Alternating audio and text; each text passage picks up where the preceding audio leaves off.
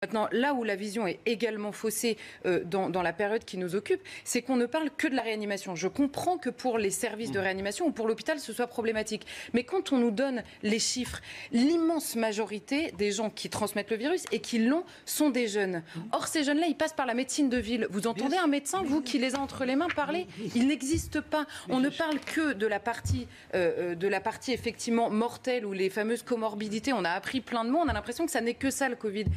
L'immense majorité des gens qui ont le Covid sont des personnes qui n'en meurent pas d'une part et qui passent entre les mains de médecins qu'on n'entend jamais parler, qui ne nous expliquent pas la réalité de cette maladie. Je suis d'accord avec vous, voilà. À 100%.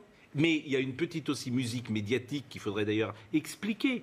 Pourquoi certains médias, d'une certaine manière, ont choisi d'épouser complètement, j'allais dire, les thèses...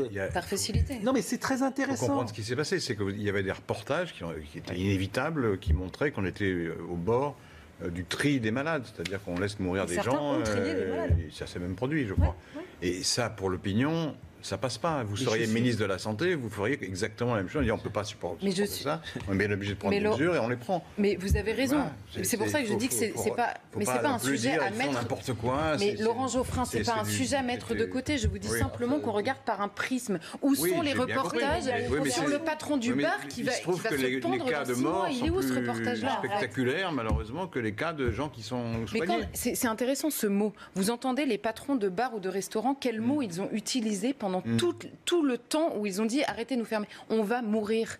Est-ce qu'on peut comprendre, pas que économiquement, est-ce qu'on peut comprendre à l'échelle d'une société qu'on meurt de plusieurs choses en fait? C'est ça la question qu'on est en train de poser.